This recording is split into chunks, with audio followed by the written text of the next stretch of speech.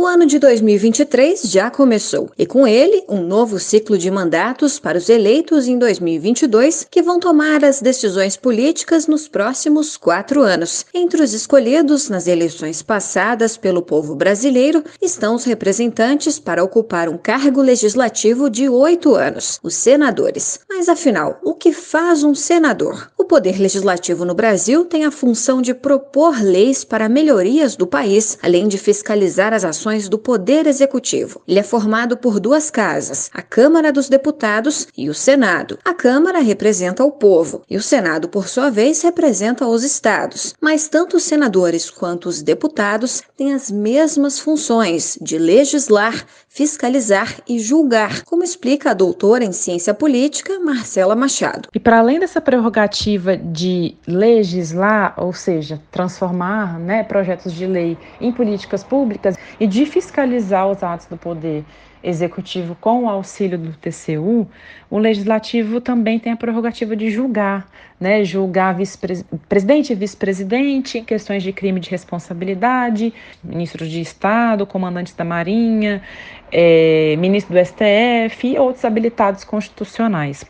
Apesar de compor o Congresso Nacional, o Senado possui atribuições exclusivas, que não passam pela Câmara dos Deputados, como julgar o cometimento de crimes de responsabilidade por parte de presidentes da República ou ministros de Estado, além de aprovar autoridades indicadas pela Presidência da República para ocupação de cargos públicos. Mas se o mandato dos senadores é de 8 anos, por que as eleições ocorrem a cada 4 anos? Segundo a cientista política Marcela Machado, isso ocorre porque a renovação do corpo do Senado Federal ocorre de maneira alternada. A gente não renova os 81 senadores de uma vez. A gente renova 1/3 da composição do Senado em uma eleição e na eleição seguinte a gente renova 2/3 da composição do Senado. Dessa maneira alternada, De forma que a gente nunca vai fazer uma eleição para renovar integralmente a composição do Senado Federal, porque existe esse princípio da alternância. Nas eleições de 2022, 1/3 do Senado foi renovado,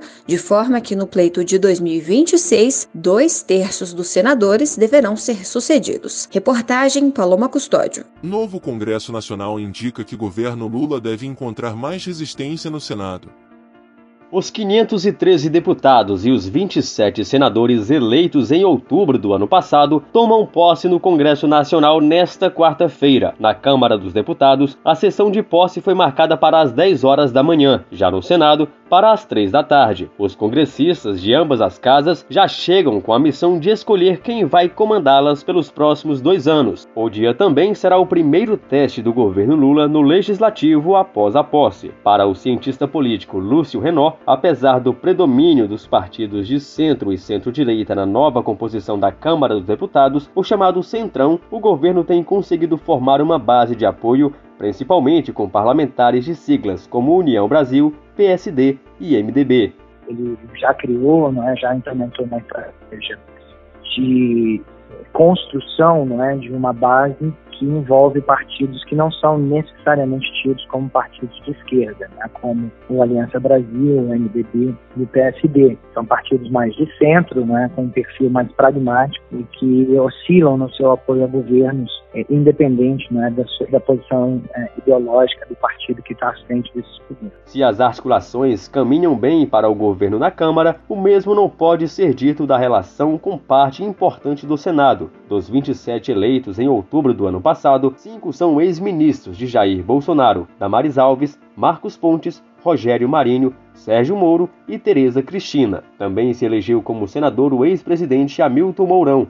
A aproximação do PL com o PP e os republicanos deve dar forma a uma oposição maior e mais contundente ao PT no Senado. Para a professora de Ciência Política da FGV, Graziela Testa, não é só a eleição de senadores ligados ao ex-presidente Bolsonaro que tende a trazer dificuldades para o governo Lula no Senado. A expectativa é que seja uma casa mais opositora. E isso não acontece somente por essas figuras importantes do governo Bolsonaro que se elegeram para essa casa, mas porque o Senado é uma casa menos partidária também. E o que a gente tem na história política de construção de coalizão do Lula é que Lula negocia com partidos políticos. E porque no Senado a importância do partido é muito pequena, já que o cargo é do parlamentar, essa construção de coalizão em grupo tende a ser dificultada.